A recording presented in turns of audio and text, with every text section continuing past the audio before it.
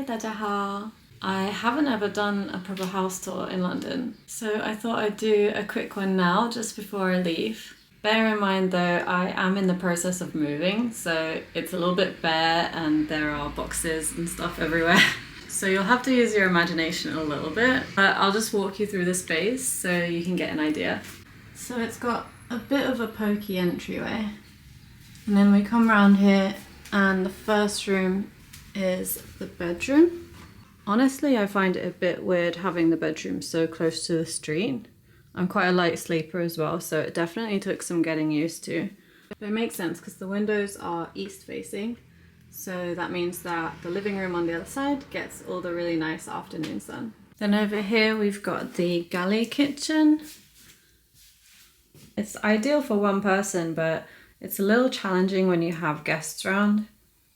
I prefer to have an open plan vibe where you can talk to people at the same time or cook together.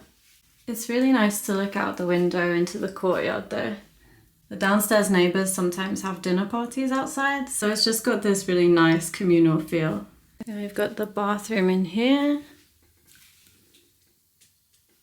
And finally we come to the main attraction, which is this raised, light-filled living room with this massive wooden beam running all across it. This is where I spend the majority of my time. We've got the home office, shooting area, chilling area, and once the sun goes down I usually watch something on the projector on this wall, hence why it's so empty over here. So that's pretty much the house tour. But I thought I would also just talk a little bit about renting for anybody who's interested in moving here. I've been renting in London for 6 years now. Half of that was as a student and the other half as a professional. In terms of students, I think Londoners prefer to rent privately rather than go with student accommodation, just because it's seen as a little bit of a rip-off and mainly targeted for international students. However, the amenities are really good and it's a much simpler and safer option. If you do choose to rent privately, then you'll have to deal with agencies and landlords that don't always prioritise the needs of the tenant. So for first timers coming here, it will definitely be a lot tougher. The main sites that both students and professionals use to rent are Rightmove and Zoopla. There are, of course, a lot of other ones, but these are the main two. And the deposit is usually 1 month's rent. Sometimes for international renters, they might ask for a larger deposit, I guess just because they feel more secure that way in case you were to leave the country. So this place is $1,900 a month. I would say that's kind of mid-range price-wise. You can definitely live in London for a lot less than that if you're willing to either flat share or live a bit further out. But I think in terms of having your own one bed in quite a central and desirable location, the price can definitely go up a lot higher than this. As a student, I paid just under £1,000 for a very small studio flat in also quite a good location. That being said, this was before COVID, so prices have gone up quite a lot since then. I actually checked the listing of the same place and it's now $1,400. But to put that in perspective, most student halls offer just an ensuite room with no kitchen for the same price. However, even though it's cheaper to rent privately, there are some additional costs and things that you need to set up on your own. So if you're not planning on staying that long term, it may be less worth it. The first is bills. Now, some places have this included, so it's always worth asking when you go to viewings. Water is done through Thames Water, and then you will either have gas and electric or just electric, depending on what kind of home it is. The total amount of this varies, but I would say a rough estimate for one person would be around £200 a month. This will fluctuate a bit though, depending on the season and how much heating you use. The next thing to consider is council tax. This basically covers things like bin collection, street cleaning, and just general maintenance in your area. Each borough is slightly different, so the nicer the area that you live, the higher the council tax will be. Depending on the area and also the size of the house, this will probably add up to an extra £100 onto your monthly total. If you live alone, you can apply for a single person occupancy discount, and if you're a student, don't listen to any of this because you're exempt. So to summarise, if your base rent is $1,200, then you will likely be paying $1,500 a month after bills. So it's just useful to factor that in beforehand. Anyway, let me know if this has been helpful, and if you have any questions about anything that I've said or forgotten to mention, feel free to leave a comment and I will do my best to get back to you with the answers you need.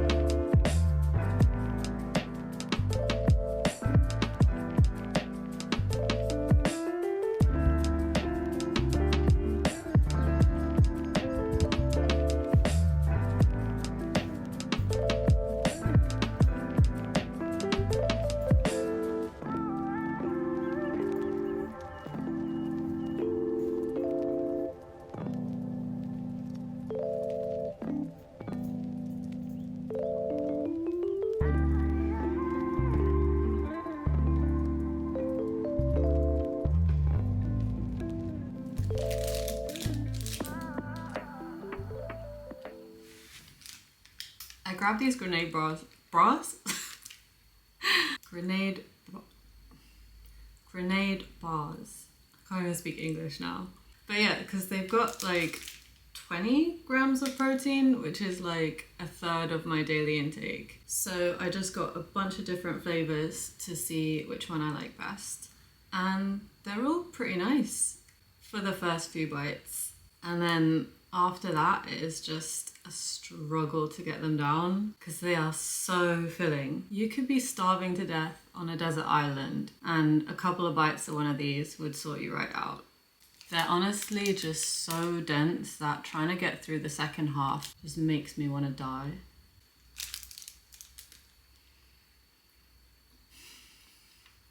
I think I need to maybe have them in 2 goes, like spaced out throughout the day. But so far I have to say the dark chocolate ones are a lot better than the kind of lighter, creamier ones actually. Like cookie dough tasted amazing for the first few bites. I think dark chocolate ones are easier to get through in the long run. It's definitely a marathon, not a sprint with these. But yeah, I've done my workout for the day.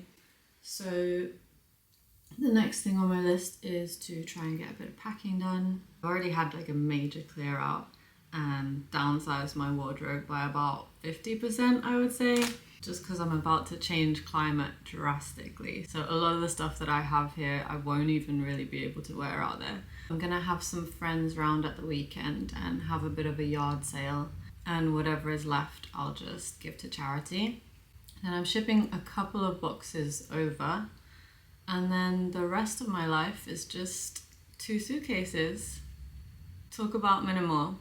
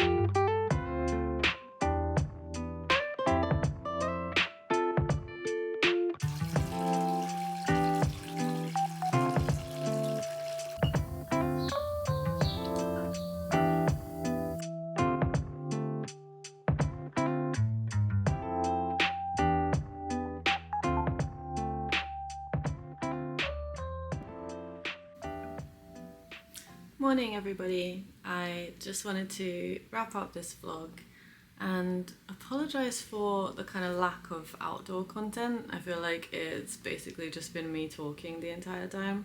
As you can probably hear from my voice, I am just getting over a cold. This month has just been so busy with packing and all the kind of admin of like cancelling my tenancy, cancelling all my subscriptions, saying goodbyes to everyone, and I think the pressure just kind of got to me and I ended up with really bad burnout. It's so typical, isn't it? Just whenever there's something important that you need to do or something that you need to push hard through, I feel like my immune system just goes straight down and I end up getting sick.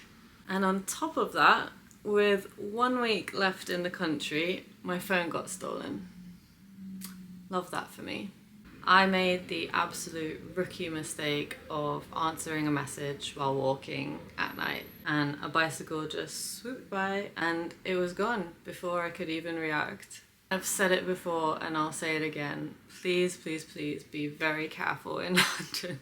Best thing to do, keep your phone in your bag or get like one of those strap harness kind of things so that they can't take it off you. Yeah, I can't believe that's happened again, honestly. So yeah, that's how my last couple of weeks have been, and I haven't had much to vlog because it's all just been a bit kind of boring admin stuff, or it's been, you know, saying goodbye to close friends and family, so it's not really something that I want to vlog. I just kind of want to be present and share that moment with them. I haven't even had the chance to feel excited about the move. I've just been feeling really overwhelmed. I'm literally leaving in a couple of days, and I know once I'm on the way to the airport, the excitement's gonna start kicking in. I'm really looking forward to being able to explore more and more. I feel like last time I lived in Taiwan, I kind of just stayed in Taipei most of the time. Like, I did do day trips here and there, but I didn't explore the whole of Taiwan. So please send me your recommendations because I really want to just get out there and shoot more variety of things as well. I hope everyone has an amazing month ahead and see you in Taiwan.